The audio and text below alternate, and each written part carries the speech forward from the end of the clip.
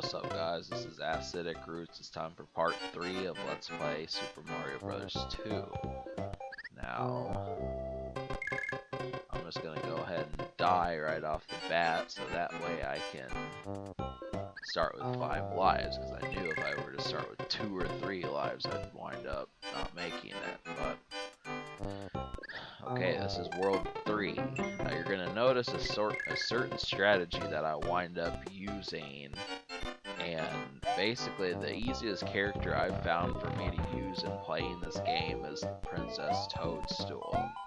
Now, the whole thing is that the float, her ability to float makes having to execute jumps less pertinent, and that basically means you get more leeway.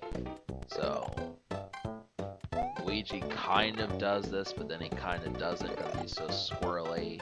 And Mario and Toad both, you know, if you miss the jump, you miss the jump. So, and, you know, a lot of this game has to do with jumping. So you really, especially in the later stages, you're going to notice some of that stuff. So that's who I chose. I'm going to stick with the princess. Now, normally, if it was like the first couple worlds, I would probably be Mario or Toad for the most part. I wouldn't choose some of the more technique-based characters, but there's just no way. I mean, Luigi, it's really an acquired taste, and definitely probably one of the most difficult of the 4 characters to actually go through. Now, in some cases, I'd say probably Toad is, just because the only skill set he has is just picking up vegetables and that sort of stuff quickly. So, you just have to know your stuff when it comes to what character to choose. You know, you can say there's differences for each stage, but a lot of ways, you know, for beginners, I would definitely say to use the princess.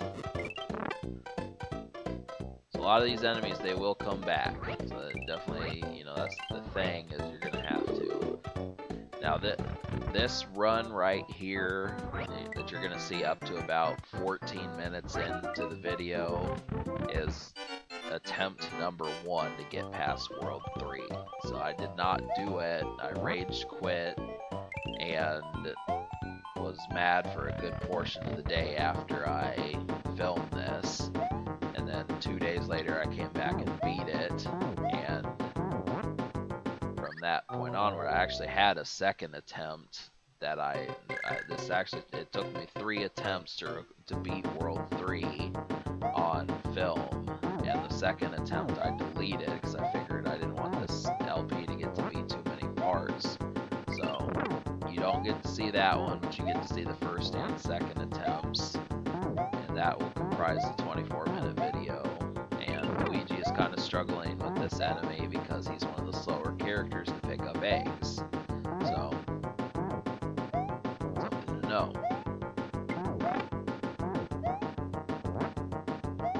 And, you know, obviously a main theme of the game that they don't really advertise that much is the fact that you want to get coins. You're basically going to want to get the potions, because otherwise you're going to have to do all 3 stages over if you lose. So it's definitely wise. And Toad is the character to use for stuff like this because he can pick up things so fast. He can basically beat these enemies lickety-split. And you'd think that Toad would be the best character in the game, but somehow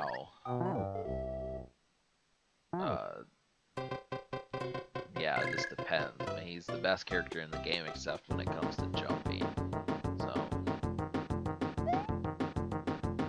there's Billy up there, the little bird thing we call Billy. So Billy's just lurking in the shadows while I attempt to beat this boss. So we've got Billy to worry about, and we've also got the fact that I'm almost getting ready to get a game over, and you're gonna see a game over. So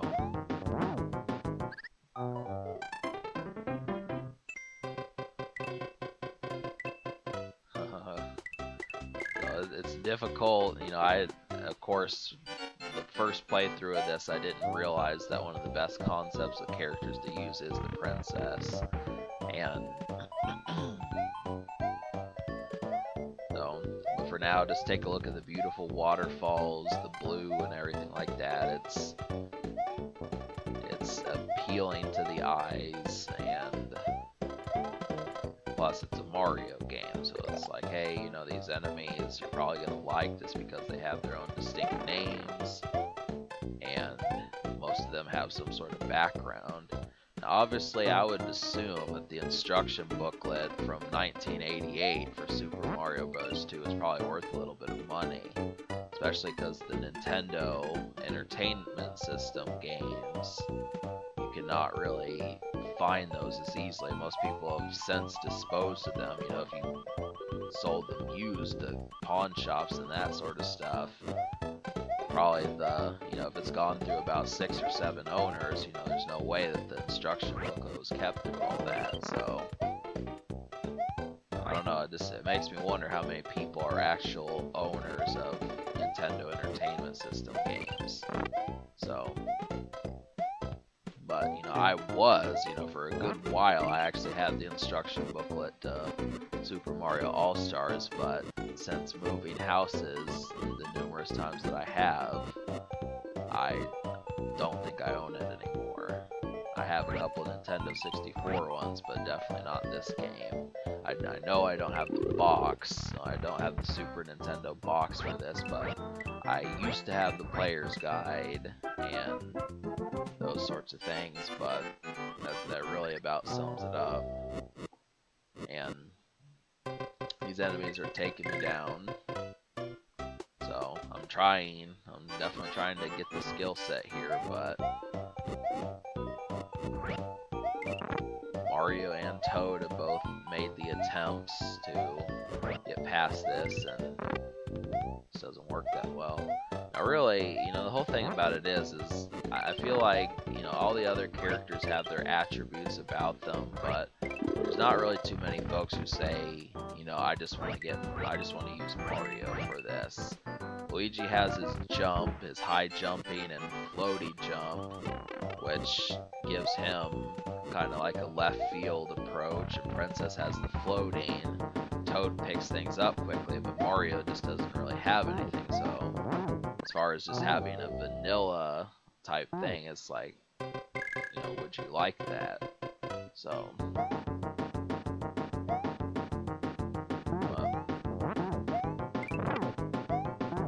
I do have respects to him. I tried to use him a couple times, but towards the end of the game, it just didn't seem feasible anymore.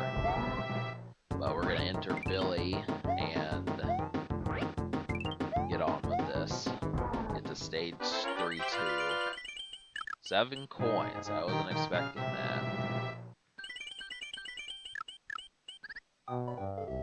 Now the whole thing is really trying to guess the timing of this is not exactly that simple, so it really mostly is just a chance, like it says. But Super Mario Bros. 3 did this exact same thing as well. So Mario 3 had the end cards and that sort of stuff that just happened to be tricky, but once you learn the strategy, you figured it out. But yeah, any slot type game like the one where you have to match the star, the top, middle, and bottom in Mario 3, those were just bogus to me. Bogus, yeah, I said it, bogus. But basically some bogus stuff. I mean, the only reason why you want to play the slots in this game is just for the extra lives, because you're going to need them. So obviously, the intent was I needed that enemy to destroy that fireball enemy. So heed this death and make sure that you throw an enemy at the guy or a vegetable. Now this stage, this one pissed me off. This was one of the reasons why I rage quit, and I think that this is about where things started to happen. So trying to figure out. Yeah, there's gonna be some bomb throwing segments, and the bomb throwing mechanics were not that pleasant. But I guess I'm gonna try and pass the time with some sort of small talk for this Mario game. And really, I'm trying to think of.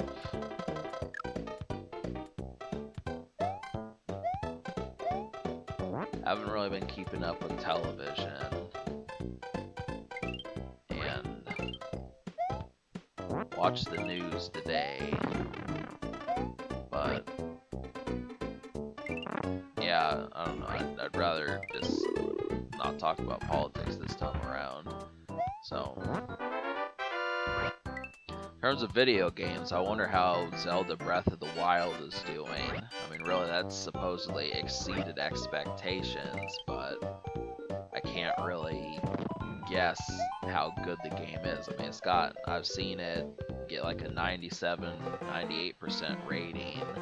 So obviously, back in 1998, Ocarina of Time was at like 99%, but I feel like too many people, the whole thing is that was the first three-dimensional Zelda game, so it'll never really surprise people like that one did. But, I mean, there's got to be something Nintendo could pull out of its ass to sit there and top it. I mean, they really need the kick-ass games at this point, because, I mean, Pokemon Go was a decent highlight of last summer. But I think once the summer wore off, most people just said, look, I'm just gonna put that Pokemon stuff in the drawer. And so, I mean, I think it lasted for a good 3 or so months, but it was pretty popular. I mean, definitely it had the explosion that it took. I mean, magazines were talking about it, and it made its way on the news. I remember seeing it on there, and they were even saying things like, protect people, because if you're gonna do Pokemon Go, you have to do it safe. They started doing stuff like that, like don't go in secluded places or all that stuff. But yeah, that Zelda, I'd probably say that's about the second biggest thing that Nintendo's done in the past year. Or the four biggest things they've done in the past 2 years has been Nintendo Classic Edition, Super Mario Maker, Zelda Breath of the Wild / the Switch, and then Pokemon Go. Those 4 things have been the biggest things Nintendo's done.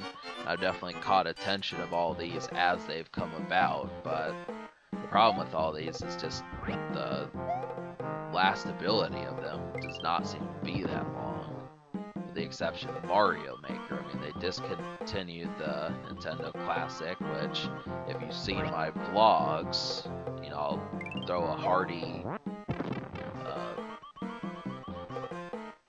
I forget the term for that when you self-advertise, but I did some videos searching for the Nintendo Classic Edition last fall. A couple of them actually, but didn't get it, and then they discontinued it this month as of April, so basically didn't get one. But Mario Maker lasted longer, so there was that.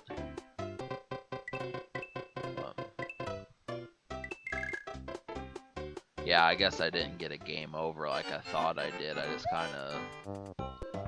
So this is going to be the successful run. This time is the more experienced version of me, which I almost died right off the bat, but the game was feeling friendly, so you actually get some treats for going this way.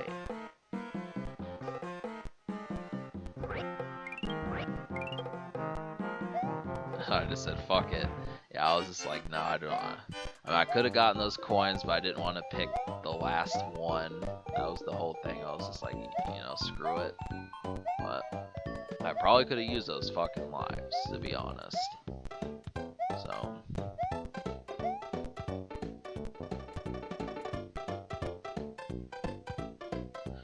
So, if you haven't noticed, the whole logic to this game is very screwy.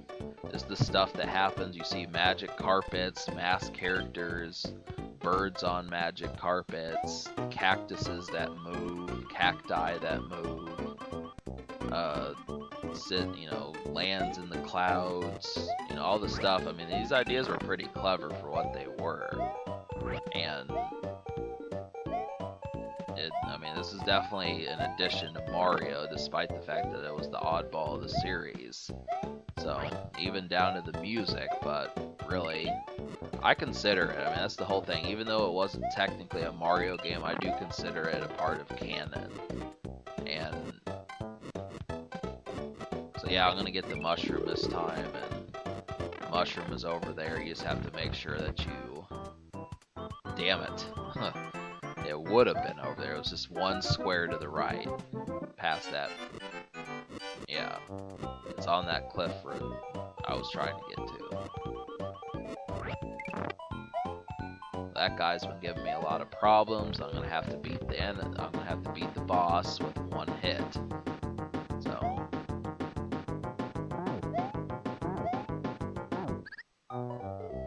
yeah. I found it pretty retarded that the eggs will hurt you after bouncing off the wall, but this is something. There's not a lot of dodging techniques you can do. I mean, the whole thing is you just avoid them. It's really, you cannot duck underneath the eggs even if you're Toad. So he's the shortest character, but it doesn't matter, and I don't even think it matters if he were small. Could you duck underneath them?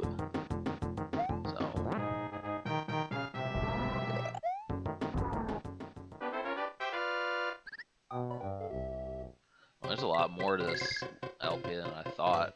Still got 8 minutes left, 7 minutes left. But alright, so now it's Mario's turn. We're gonna use the good old-fashioned vanilla player and see how far he gets us.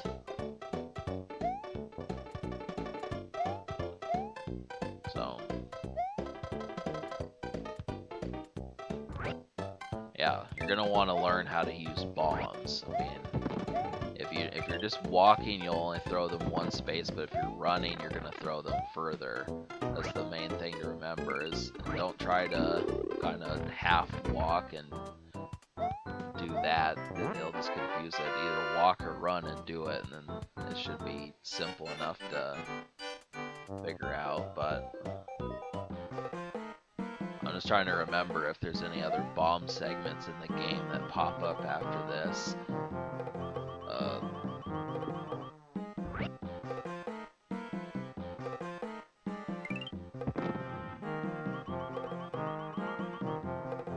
So while I'm thinking of that, just chill out to the music. But yeah, this is a good instance here. I want to bring up Starbucks for some reason. I was about to tell you guys to drink coffee to this, but then that got me thinking of Starbucks, and I thought, well, it makes me wonder how many people who play Mario actually go to Starbucks or something. There's just crowds of people, there's Starbucks in the town where I live, but you don't really see too many folks who go to Starbucks at probably Chick-fil-A or something like that, Panera Bread, these type places, but not really Burger King. That just happens to be a different skill set, and it's reaching the point. There's only 2 Burger Kings in the town where I live now. Back 12 years ago, there was more like 8, or not 8, but 4 or 5, and now there's 2. And they're, that's just the fucking thing about it is, this is a different thing. So if you drink coffee and like Mario, then here's a shameless plug. That's what I was trying to say. Shameless plug to drink some coffee with it. I think Mario could be in the same sentence as that. I really don't think it's that much of an issue. I've got a chilled coffee in my refrigerator at the other house where I stay at, and I'm probably going to have that when I wake up. I'm going to sleep later in a a couple hours after I film this, and then I'm gonna have that coffee. Probably have a Red Bull too. I mean, I prefer Red Bull to coffee. I know that Red Bull's kind of like the immature version of coffee, but I don't give a shit. I'll definitely take it. So we've got 4 minutes left to kill and one more world. Now this world was particularly frustrating, but it just happened to be in a cave segment. You just have to make sure that the challenge doesn't get the best of you, and yeah.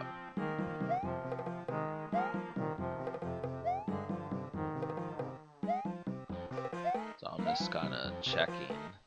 Wanted to make sure that I was recording. I'd hate to, I mean, this is a 24-minute video. I hate to do it all over again.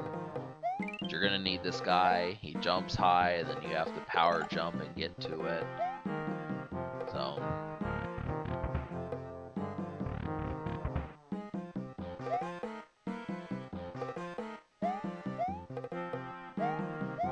I'm trying to think of what's the nastiest world in the game. I mean, this one gave me a challenge at first, but eventually I was able to kind of get it taken care of.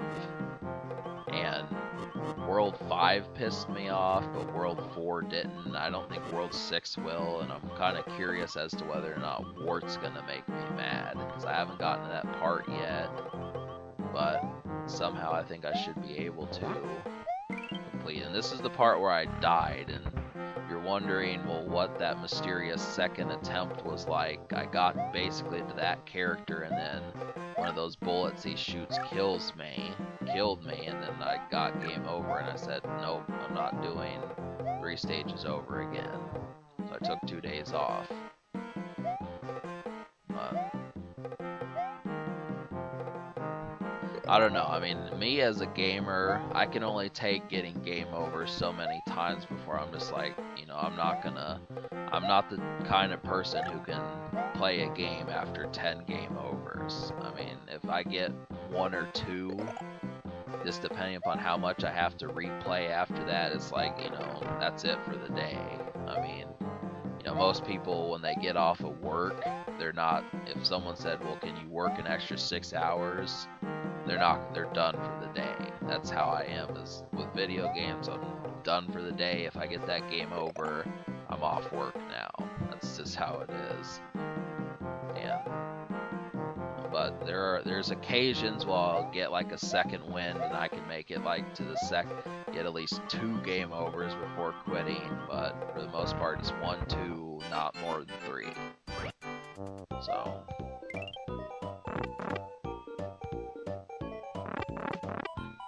But well,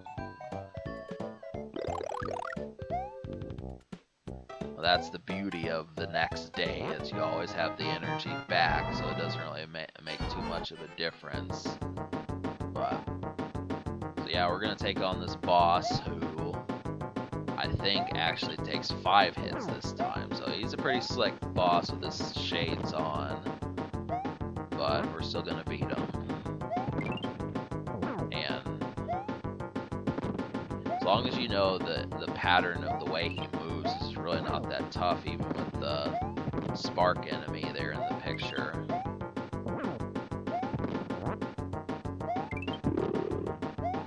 So there you have it. Alright folks, this is part 3. Subscribe for more fun, and watch out what happens.